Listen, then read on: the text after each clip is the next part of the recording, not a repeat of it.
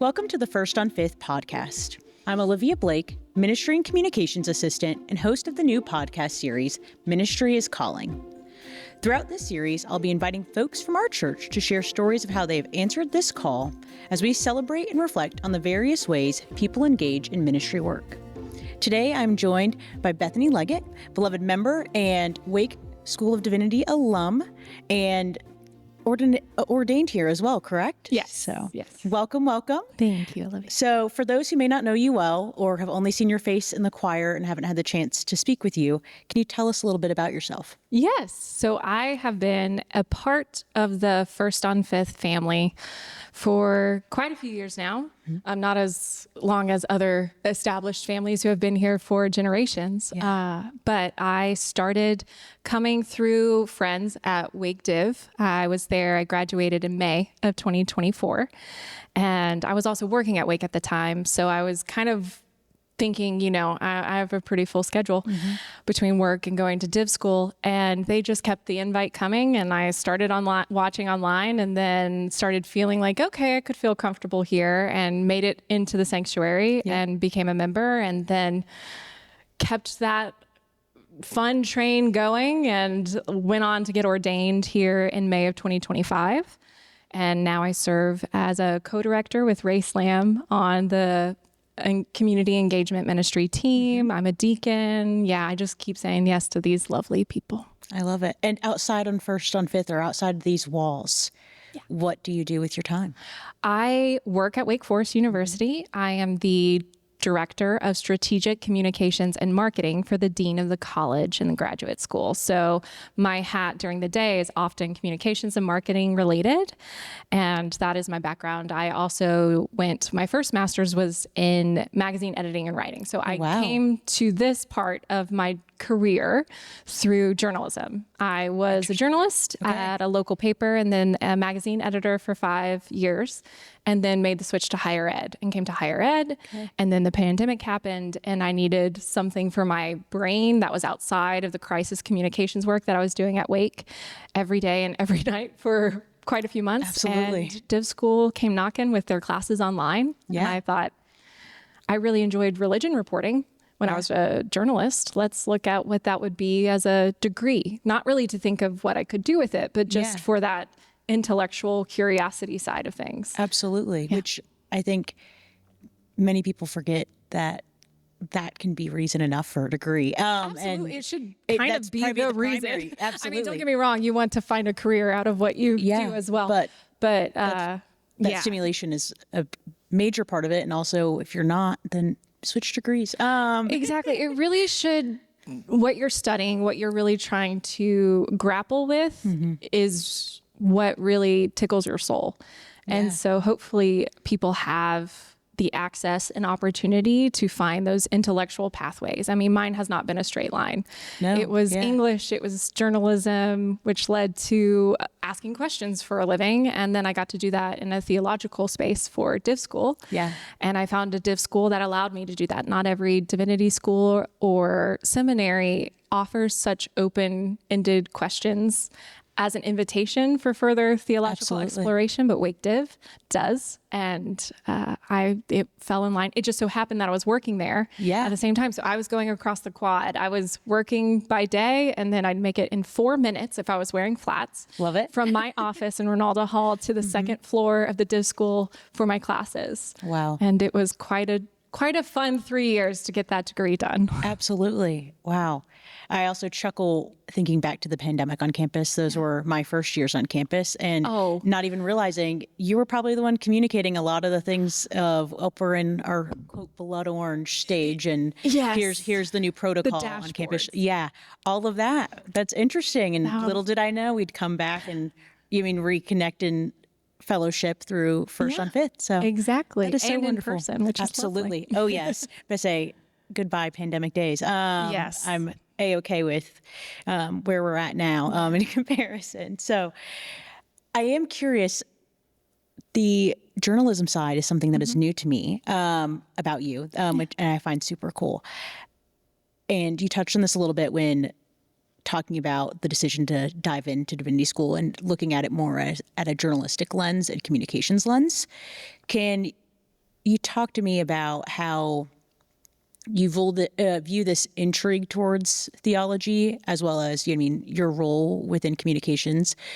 And how does that kind of dictate your viewpoint on the idea of calling and vocation, especially when ministry oftentimes is viewed as it has to be a strictly that or nothing else kind of view of calling versus the larger world often it's more open in terms of how it's defined or described. Exactly. So, yeah. Exactly. Let's just think. Yeah. Thinking back to what got me here, I think of how circuitous of a route I've had, and that's probably because I don't fit in one box, and I haven't really my entire life. I mean, my parents are in the room with us today, and my mom would definitely probably agree that I don't tend to just sit in one box. I like to find the boundaries of those boxes, sometimes push them. Yeah. But that also comes from this journalistic idea of not taking anything for granted in a way that I cannot question. Questioning is actually a very good thing. Questioning allows for you to determine what you actually believe. And what I learned is that happens in secular spaces all the time. Absolutely. And you can also not just keep that in a secular space. You can also bring that into a theological space. You should be able to ask yourself hard questions, ask your parents hard questions, ask those that you have a strong mentorship with those questions. And it's not so that they give you an answer, because the answer really should evolve over time from you and where you believe, especially when you're talking about belief. Yeah. So what I learned is, growing up, I thought everything kind of had to have its own little box, and that very quickly I wasn't fitting in those boxes. And rather than stay in a box, stay just in a career that is secular, stay just in a theological career, I knew going into div school, I had no desire to quit my full-time job at Wake in communications to do full-time ministry. So a lot of people said, why are you going to div school then? Because in their minds, that's a straight pipeline for a career. Absolutely. And it is for many people. And it's so hard for when it's such a majority, it is that pipeline to recognize there's other routes. That there's other routes. And some of those routes look like chaplaincy. And I would say that that is more of a traditional pipeline also within div school. And I love my friends who are chaplains. And I knew very early on I did not want to do chaplaincy. And I was working full time. So I thought, how can I do CPE, which is part of the residency for chaplaincy at the same time. So I had to make that decision early on in my career or in my div school journey, that was not going to be the route. What am I going to do with this? I don't know. And that's such a hard thing to hold on to when you start something, because you don't know. You don't have a success measure or a metric to say, like, I successfully did. I mean, you get a degree, so you do. Yes, but I'm not trying it's hard to explain it to the outside world beyond just a degree is earned and my brain is like scratched. That's exactly. I had already had 2 career pivots. I had started in journalism. And then I had switched to higher ed. I was not looking in the middle of a pandemic to have a 3rd career pivot. But I couldn't say no to this idea of this is something extra. And I really want to pursue that. And so I'm going to figure out the whys later, what I'm going to do with it later. Absolutely. I'm not having to give up what I'm currently doing in order to pursue it. It was very difficult. I don't want to say it's not difficult. It is very difficult to go to school full time. Absolutely. And work full time. Even when I'm doing it in the same geographical location. Oh, for sure. I can't imagine anybody pursuing their master's online, or parents who are doing it at night. I have such a tremendous respect for anybody who's an alternative type of student. Absolutely.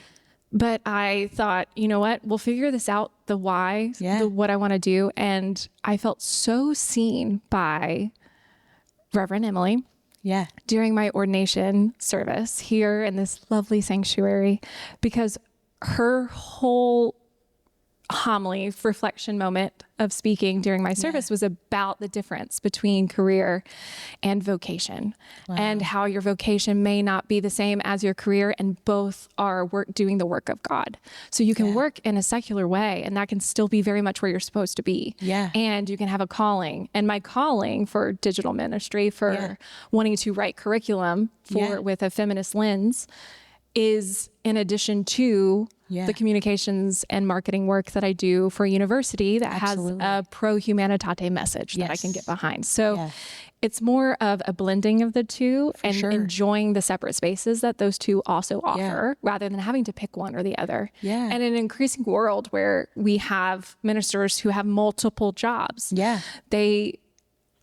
So I'm a minister that has multiple jobs. I don't work on a team specifically in a congregational setting in a typical way, but there are already opportunities that are happening that I can say yes to occasionally now that I've been ordained that I haven't gotten to do before still do work as a lay leader too. That is wonderful. And it also sharing like where you see the roles fitting in to your life currently, seeing how they kind of play off of one another. You know what I mean? Right. To explore writing curriculum without the background of communications and journalism to be an effective writer, you know what I mean? It would make it that much more difficult. So they play off each other in a very beautiful way. So thank you. Absolutely. What just came up for me was how even now working in higher ed, I've picked up so much of better pedagogical practices from those that I work with who are teaching and know those practices of what is most effective in teaching and how to teach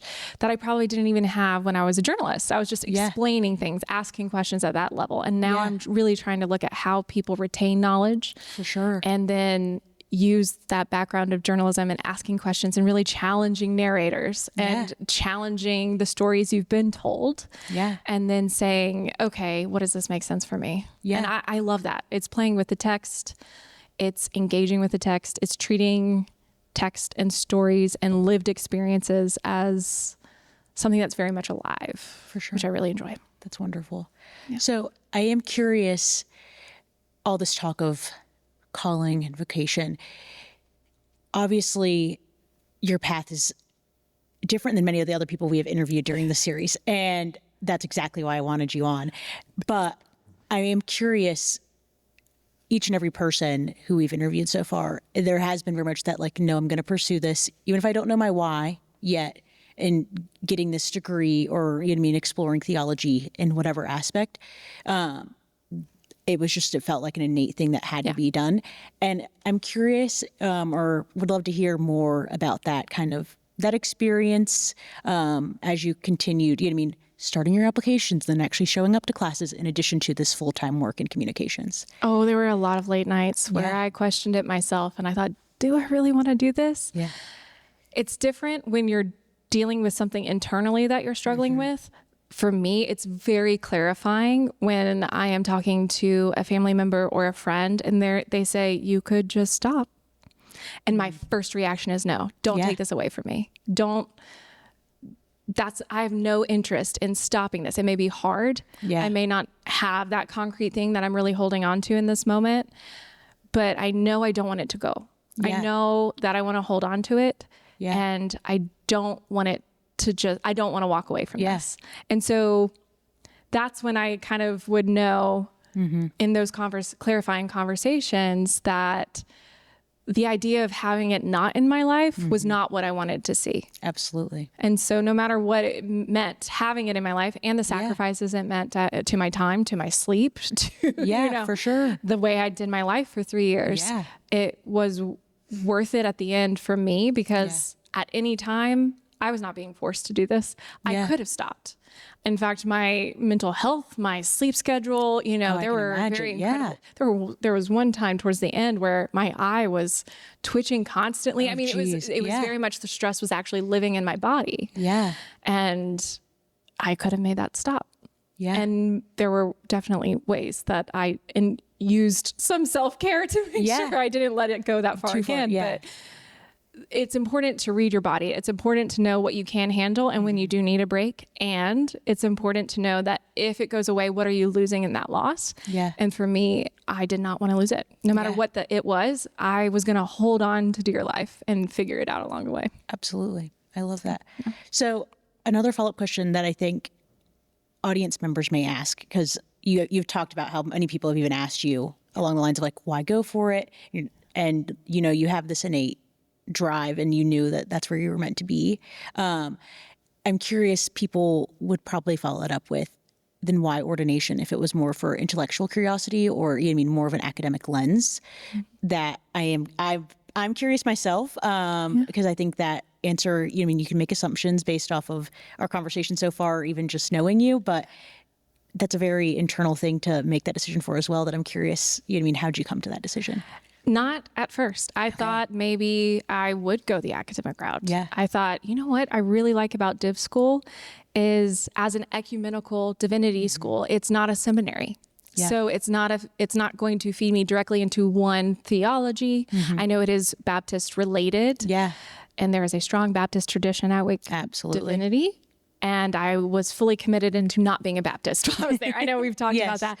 I came into that as a Presbyterian. If I wanted to be a Presbyterian minister in the USA Church, I would have had to go to a Presbyterian seminary. Yeah. So I made that decision early, that I thought, maybe I am just going for the academic side. I really liked religion reporting. Yeah. It wasn't about me and figuring things out for myself as much as I really enjoyed talking to people and seeing how they found God and what God looked like to them and how God showed up in their lives. And I wanted to tell their story. So it was that kind of academic approach.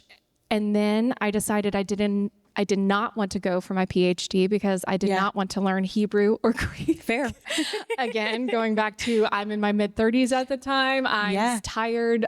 My brain doesn't work at 2 a.m. anymore. I'm barely doing the general requirements for this degree. I can't imagine doing this further along. Yeah. Will I ever go back to get a PhD? Who knows? I don't want to say no, because that just feels like I'm inviting chaos, more academic chaos in my future. Oh yeah, you'd be jinxing yourself if you made a definitive answer. But for a while I thought, having the MDiv would be enough, so I could get I could get into the idea of writing papers and co-authoring journals and those academic spaces. So it kind of caught me off guard. Okay. To think about doing things more as a ministry. Rather, I was very, very strict with how my first year of divinity school, I was really approaching it in an academic setting. And then they make you do certain classes in divinity school where you have to write in certain ways. And I really enjoyed writing homilies. And I thought, okay, that would be nice to be able to give a sermon every now and then. I can get a little preachy.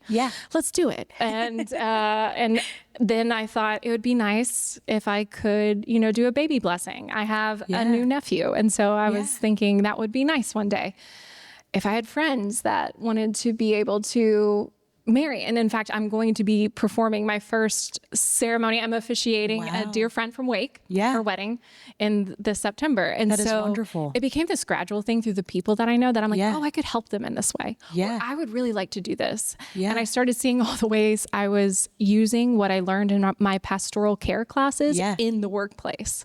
Interesting. And I thought, I don't need reverend for that, but there is something special when you stand in front, when you are wearing a different piece of clothing that sets you apart in a way, not better, not worse, but it just reminds you that in that moment, your mission is to bring God to someone.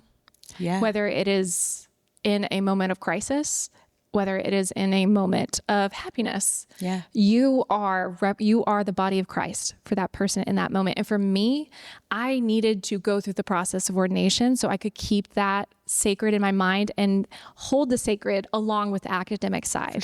I still have fascinating ideas that I want to do through the curriculum. I'm actually going to be teaching a class in Sunday school in October on the woman of Endor in 1 Samuel. I love her. Wonderful. Some of the stories I have never heard sermons on before that I absolutely have that academic focus. And if I did a PhD, it would probably be on women and gender in the King David story. I have those pursuits and I'm finding ways to still do that. But it was the people and how I wanted to help them and also be able to see God in those interactions. And in order to see God in those interactions, I needed to step up. Absolutely. And have that reminder. And so that's what the ordination process became for me, was that reminder that this is sacred work. Absolutely. And also it's really interesting and it's really, really important and it can be fun. And let me tell you, when you're talking to somebody who, it's not like I suddenly become Reverend Bethany in front of certain people. They are like, oh, wait, you have tattoos. Oh, wait, you sometimes use colorful language. Oh, wait, you are a real person. Absolutely. It's another way to show that, and it's not I'm not unapproachable. So Absolutely. I love playing with imagery. I love being as approachable for anybody that wants to connect, whether it has to do with Jesus in that moment or not. Yeah. I just want to be my full self. And that Yeah. meant going the ordination route too. That's wonderful. Wow. So yeah. So I really appreciate that story, your story, that it's unique. I also think it was such an intentional choice compared to many others that, you know, I mean, it's just one step in a process, that I think it has that much more meaning. And I don't know, that's really wonderful. It's cool to hear your perspective on it, as, you know, both of us and in your own ordination have witnessed many ordinations and have friends that are going through that process of, it highlights just how much more of, I mean, the sacredness of it and the role you then get to play in others' lives. Having a moment during my ordination where it was really important for me to have not confirmation. It was really important for me to have communion as part of my ordination. And what I loved about the process of ordination here at First on Fifth is you get to make it as personal to you as possible. And I did. I felt that whole day was very, very specific to my wants and the way that I see God. And one of the ways that I witness God, and I really firmly believe is how we witness God in each other, is through sharing a meal together. And so it was really important to me. And I kind of insisted that we were going to do communion. And that we were going to do it a way that made sense for my journey. So I love that. That meant having my mom make biscuits for the communion. Oh my goodness. And that we served apple juice instead of grape juice. That's because wonderful. During the pandemic, my parents were having communion, as so many churches do. We're still trying to grapple with sacraments and how you do sacraments digitally. And this is where I come alive. I'm like, I don't know the answer again yet, but I know I want to be in that space that's talking about that. So they were watching the sacraments happen on YouTube because it was the pandemic and nobody was anywhere outside of their living rooms at that time. And so I went into the kitchen, and I was in div school, but I wasn't ordained yet. And I went into the kitchen and I got croissants and I got apple juice because that's what we had. And I brought it on a platter in a little pitcher, and I brought it to the TV, and I kind of held it up to the TV, and my mom said, "Is that allowed?" And I was like, "Yeah, sure. Why not? Jesus is everywhere. There's no room that Jesus, you know?" But it was that idea that it was really special for me to start to see myself as, how do we bring sacraments to people that aren't in the same room? How do we not lose the sacred? And that was a really important growth opportunity for my faith. So when it came to my ordination, I wanted that moment kind of memorialized in a way. That's and wonderful. My mom was also really good at biscuits. So instead of croissants, I was like, well, it makes sense. So I called her and I was like, I want biscuits at my ordination. And she's like, how am I supposed to make all these biscuits? So she made these little tiny biscuits. Like it wasn't one biscuit that we broke. I mean, there was one biscuit that I broke for everybody, but she made these little tiny biscuits for everybody. And that's also hard, figuring out the new ratios and bake time. That's wonderful. It's totally different, but she was up for the challenge, and we served apple juice instead. And I love the fact that I was at a church that allowed me to have that kind of bookend moment. And so I could ordain and preside over bringing the sacrament of communion in that service in a way that had kind of started years before. And I got to do it with my family. And it also shows how much the sacred is in our everyday life. It's in the biscuits that my mom makes with love.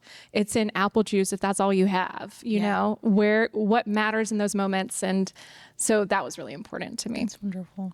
So I hear so much in these stories you're sharing about how your training or education has shaped these experiences that you've now lived after or during, like during the pandemic.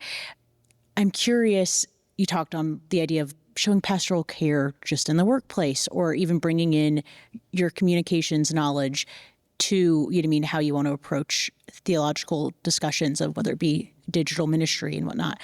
I'm curious, how do you see yourself currently living into that, like, dual-sided, if not multi-sided calling, and how do you kind of plan to continue to do so? Because it sounds like there's a lot of these really fascinating ideas that, are there any in particular that you're really grabbing a hold to and not wanting to let go of? I have a lot of ideas, and then I get very busy, and then I say yes to everybody, and then I find out I have no time to myself or time to do what I actually want to pursue. So part of my season right now is really discerning to set aside time so I can start doing the things that really matter to me. I have an Instagram ministry that I bring back every now and then called Back Row Bound, and it's for single women in the church who have one foot out the door because they, for whatever reason, have been either harmed by a traditional church setting or they find a difficult path forward. There's so much of traditional church structures that are built around the idea of families, and that's wonderful. And there are other people within these church walls and outside of these church walls that message is great to hear, but is not the primary message that fits their lifestyle, either by choice or by circumstance. And so I really wanted to create that online space. I don't have it consistent. Sometimes I have a lot of time and I create content. And then there are other times where that has to take a step back because I have a very demanding everyday job that takes all of the creative energy and time out of that. So I work within the academic calendar kind of as well, to see when I have the energy to do certain things and the creativity to flow. So summer right now is a great time for that. And I'm actually planning the series that I'm going to do for our Sunday school class. I'm planning that now. So I won't, because I know by the time October rolls around, I'll be a little bit busy. Absolutely. Can't give it the attention that you'd like to. Exactly. So one of my classes in Div School was about gender, piety, and power in King David. It was fascinating, and I will talk anybody's ear off about that class. It was wonderful. One of my projects in that class, and I really have to give it a huge shout out to the Wake Div faculty who looked at what I needed in my experience, and they gave me options instead of doing traditional papers all the time, which I still did. Don't get me wrong. I know how to my way around an exegesis paper, and the footnotes attached to that still are my nightmares. But a lot of them found ways for me to do creative work as projects and in addition to or in replacement of. Which is also a great pedagogical tool to let people use whatever mediums they naturally lean to. So I did a Marvel comic book type of video series on the woman of Endor in the first Samuel, in addition to a paper. And so I'm looking at doing that Instagram series, and it's around Halloween, and she's called the Woman of Endor, sometimes the Witch of Endor. It's a fascinating discussion about a woman who brings the ghost of, oh gosh, I'm going to get into it all now.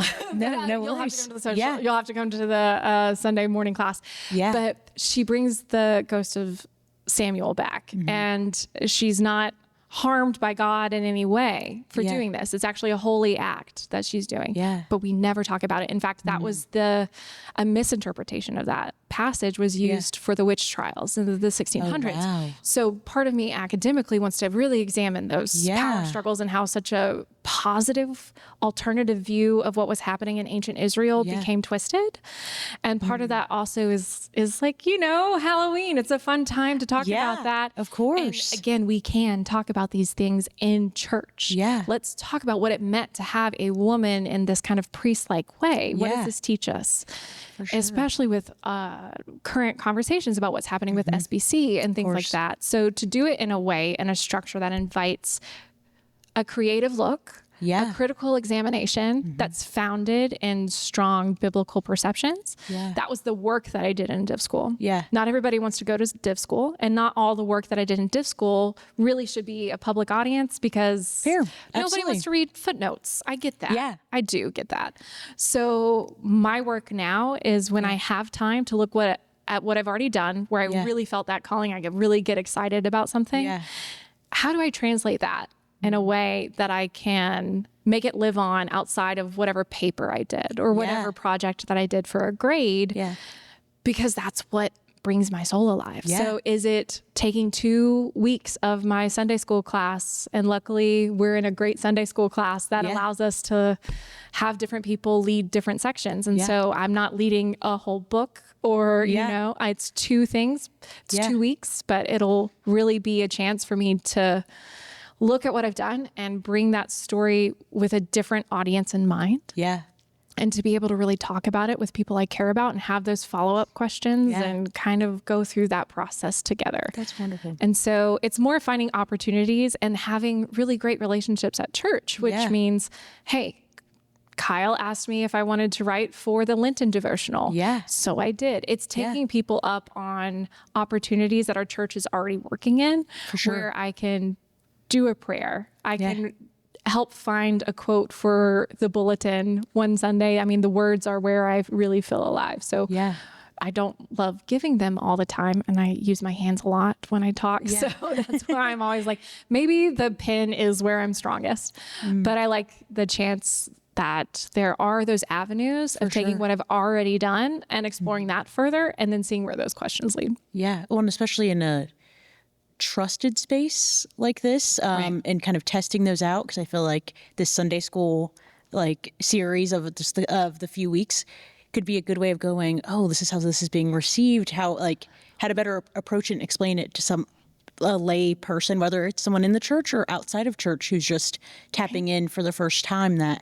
That's really wonderful of I guess, utilizing the community you have and also having a trusted enough community that you feel like you can share and talk about more difficult passages that, because of how they've been used historically, people often veer away from.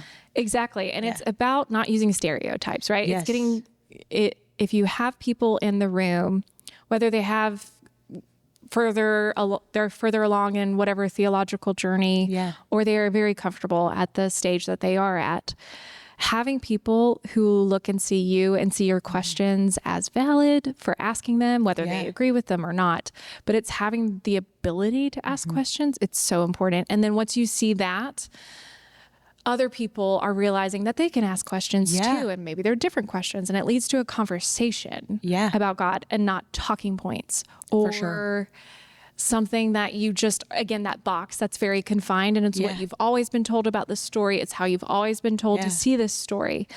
And not everybody needs to sit through a 3-credit semester-long class on David to see some things that they've never seen before in the David story, like I did.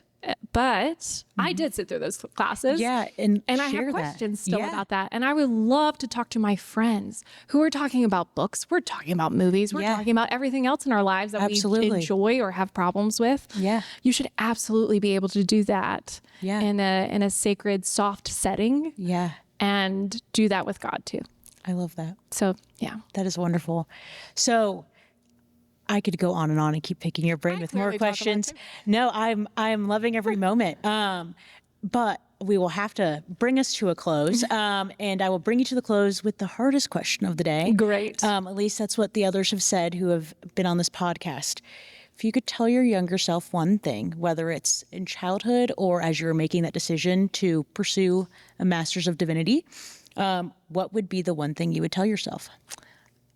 As a former journalist, I used to ask a version of this question, and I loved it because it's such a challenging question. So good job. Sure. Thanks. On the receiving end of this, I think that something I would tell baby Bethany is to keep asking questions. I think one question leads to another, leads to a journey, leads to a door or a path that you might not have seen at the beginning. But if you're curious, and if you're in a place where you find safety to be curious, and I understand not everybody does, or not everybody feels like they can ask those questions. And my wish for them is that they do find that. Baby Bethany had that. I grew up in the Methodist church. I was baptized in the Methodist church. I was confirmed in the Presbyterian church, and now I'm ordained in the Baptist church. I am a Protestant mutt. So there's no one direction that you have to follow. There are many pathways out there, and just because you pick one pathway at one time, it might make sense at that time. You might find yourself on a different pathway later. I certainly have. So baby Bethany, it's okay if you're on a different path than when you first started, and that's fine. Just keep asking questions and keep paying attention and just keep moving forward. And continuing to ask those questions, I'm sure, is sparking another baby Bethany to do the same in their own lives. So that would be my one thing that I would tell everybody. Just stay curious. I was a curious kid. Yeah. I And so many love people some lose it. mysteries. Yeah. Oh, Nancy Drew, I love mysteries. I love trying to figure things out. Yeah. And what I learned now as an adult is the journey is not necessarily in figuring out the whodunit anymore. It's more of just staying curious and still trying to find that mystery. Absolutely. Awesome. Well, thank you so much for your time today. It's been an absolute pleasure, as I knew it would be when I asked. And thank you all for listening. It has been a pleasure having y'all here, and we will be back with our next episode shortly. Thanks.